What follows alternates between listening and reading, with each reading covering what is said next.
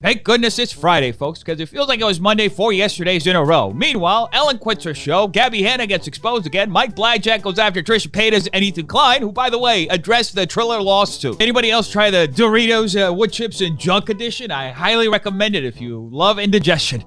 Irrelevant news. Ellen shared something with her audience recently. I have an announcement to make. Today, I am announcing that next season, season 19, is going to be my last season. You know things are going super well when you tell people you're ending your show and there's just seconds of silence afterwards. Not even a single please stay. They gotta cut Ellen some flack, folks. I mean, her entire production and audience were tied and gagged in a supply closet, so it's not like they could really react that much. Well, Ellen's leaving now because of everything that went on. If it was why I was quitting, I would have not come back this year. So instead, Ellen came back for 1 year to try out the waters, and when it failed, she just decided to leave, which is exactly what anybody else would have done. I read in the press that there's a toxic work environment, which, I mean, I had no idea, never saw anything that would even point to that. That's right, folks. Ellen didn't see anything relating to a toxic work environment because she made her employees hide it, just like they had to hide their bad breaths. I mean, why do you think they had a supply closet full of mints? I am a kind person. I am a person who likes to make people happy. And Ellen will be sorely missed, folks. The supply closet, though, not so much. Those supply closet jokes just keep writing themselves, just like Bryce's bathroom stall keeps owning himself. So these frat boys vandalized and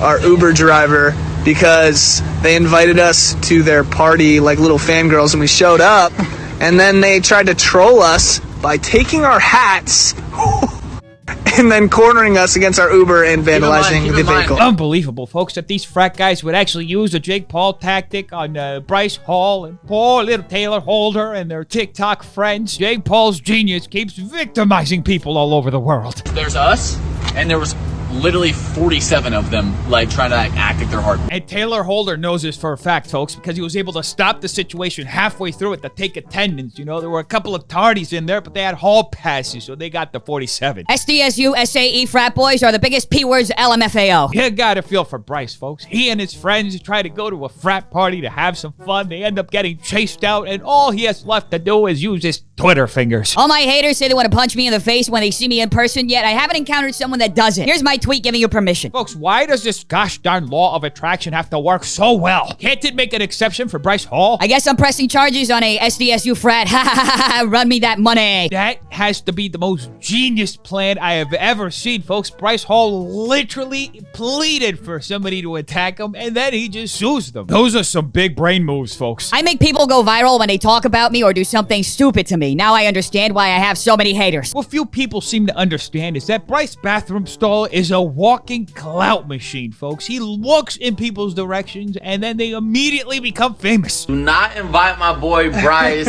and Taylor to your party to look cool and then try to talk because you can get socked in the jaw. Good for Bryce for using his clout machine to bring back FouseyTube. Bro, I'm 31 years old, but like, I'm an older brother to these guys. You gonna talk shit, I'm gonna sock you in the jaw. I socked him in the jaw in front of all his frat bros. All they did was stare and watch. So I dare you to release that footage. That's going down, bruh. No, well, I cannot share video of what happened that night because of the nature of this platform. This is the moment that FouseyTube's talking about, when somebody literally tossed an entire beer on his face. Anyway, folks, Bryce Hall responded to one of the videos going viral about the situation, but the most interesting comment on this video was actually from Jake Paul, who said, "What have I started?" Well, according to Taylor Holder, whose friends all had their hats stolen. What did you think of Jake Paul? Gotcha hat. I think he's a genius. You heard it here first, folks. That frat is full of geniuses. That was crazy, wasn't it? Yeah, no, I was so I cried myself to sleep at night. Don't worry, folks. Bryce Hall is okay. He literally cries himself to sleep every night, so he's used to it. I was just like, kind of like, yo, I'm gonna get the f out of here, go to sleep, and then I guess prepare for my fight next month where I'm getting paid $6 million. That is a smart move from Bryce, folks. I mean, if you're gonna get beat up, might as well get paid $6 million to do it. You know, I got a shit ton of hate for calling that lady a bitch as a joke. I know. Oh, sorry about that. YouTube. No, I'm kidding. Folks, that joke is unbelievably hilarious, like watching paint dry for 6.5 hours. I have learned my lesson. No more... Wait, what's the lesson? Thank goodness that Bryce Hall makes a living out of getting punched in the head, because those neurons gave up a long time ago. And in other Bryce Hall news, Addison Rae finally addressed if he cheated on her. People immediately assume the worst with everything too. So it's like, oh, did this happen? Or, oh, someone did this to you? Or, this happened. And you want to clear it up, lying too. And cheating and blah, blah, blah, blah, blah. And you're like, no, I don't want you to think that because it's not true. Oh, thank goodness it only took Addison about 3 months after the whole situation was over to address all the rumors. And in other news, Gabbie Hanna got exposed again. So the younger sister of one of my followers has been mercilessly bullied by a big influencer, and her stands to the point that she's experiencing unaliving ideation and is scared to be online anymore. This influencer is apparently 30 years old, a literal child to the point she no longer wants to live. Folks, we've been over this before. The only reason why the internet exists is so that it gives some people a permission to go and make other people feel like they don't have a reason to exist. This is absolutely deplorable, and I'm sick and effing tired of these horrible people with large platforms using their power to hurt others. This needs to stop. Edit. The influencer's name is Gabbie Hanna. I will not be releasing the child's name for her own protection and to protect her family from further harassment. I am appalled that somebody would go out of their way to protect their child and their family from Gabbie Hanna. This is straight up discrimination. Gabbie should be allowed to wield her following as a sledgehammer like Thor and take out anybody she wants. That's why I have an audience if you're not going to weaponize it. Anyway, folks, Jake Paul got called out. Jake Paul's the biggest ever. I've flown halfway across the globe to Miami. I've searched high and low in every side street for him, and he's nowhere to be seen. So Jake Paul, grow a pair of balls and come and see me and get it on. That is boxer Tommy Fury, who apparently didn't get the memo that Jake recently moved to Puerto Rico, where he's going on luxurious golf cart rides down Puerto Rican beaches, and a lot of people are very happy with him. It is nesting season for sea turtles in Puerto Rico, and Jake Paul is treating our beaches like a playground. These are federally protected wildlife species. This is illegal. Jake Paul can't catch a break, folks. He goes to the beach with his brother Logan to try to have some fun using golf carts, and those darn turtles had to appear. This is disgusting. This is what the Paul brothers are doing in my island. It's turtle nesting season. Those turtles should go somewhere else to nest because Jakey Fakey is on their island now. You off yourself defending the beaches and the environment, so now this insolent Jake Paul comes to run on sand where turtles nest. These people don't understand what our national treasure means. Damn tax haven. What other reason does Puerto Rico exist other than for the Paul brothers to go down and destroy all of it? There are turtle eggs in those beaches, you piece of ish. Get the F out of Puerto Rico if you're not going to respect our fauna. Where the F is a good shark when we need one. Oh, don't worry, folks. I've seen reports that there may be a Sharknado soon, so the Paul brothers might want to get out of Puerto Rico before that happens. And speaking of the Paul brothers, what's going on with Logan's little man's Mike Blackjack? Logan decided he was moving to Puerto Rico. Said, yo, you coming with me?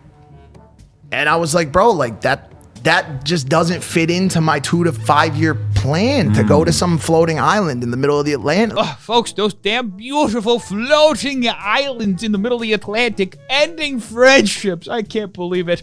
Puerto Rico, what have you done? This was 3 years ago. You would have done it, right? Because you didn't have as much built up. You're 100%. Still chasing after it and everything. And that's kind of like a weird realization for somebody like Logan. Like, oh, my co-host is maybe not my co-host to the extent that I thought he was going to be. It was just an unrealistic plan. Don't worry, folks. Someday Mike Blackjack will be able to admit he's not ride or die for literally anybody but himself. At which point he will inevitably be completely alone. We're in this weird society now where people not only feel that they're entitled to their opinion. That is a terrific point, folks. I personally am so disgusted that people nowadays feel like they have the right to have an opinion. Who the hell do they think that they are? But they feel that they're entitled to you modifying your behavior based on their opinion. Fuck you, dude.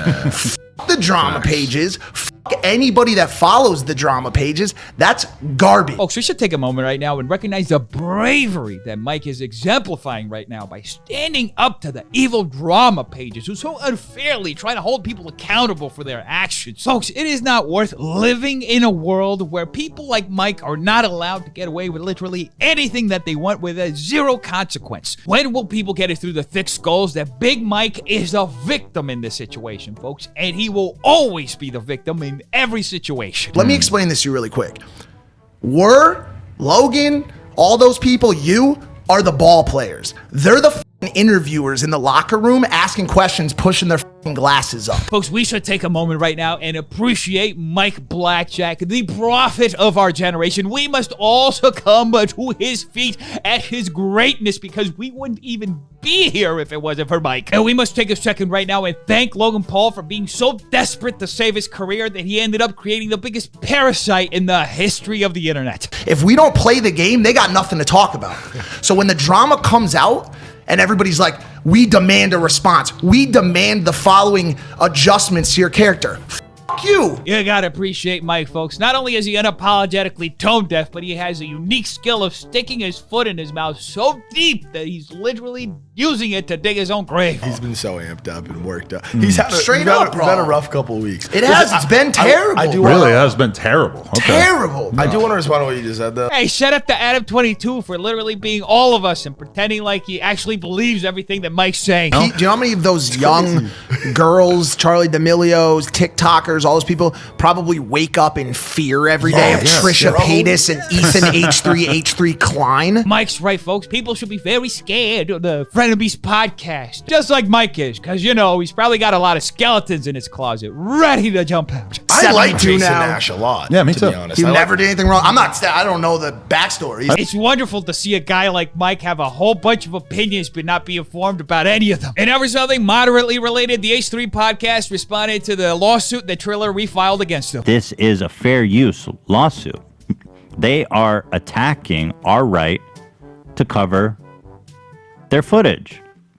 It's Matt Haas 2.0, except we're up against deep pockets and they're way scarier than Matt Haas. Oh, come on, folks. Triller isn't that scary. Everybody knows that any brand that makes Jake Paul the face of it has got everything going right for it. This lawsuit is an attack on what everybody on YouTube does, that they can just come at you with this poorly conceived lawsuit that barely any effort or research was put into and try to shake you down for hundreds of thousands of dollars. Now, folks, let's think of Triller for a second. How else are they going to be able to afford another Jake Paul fight if they don't do that? Now, palate cleanser.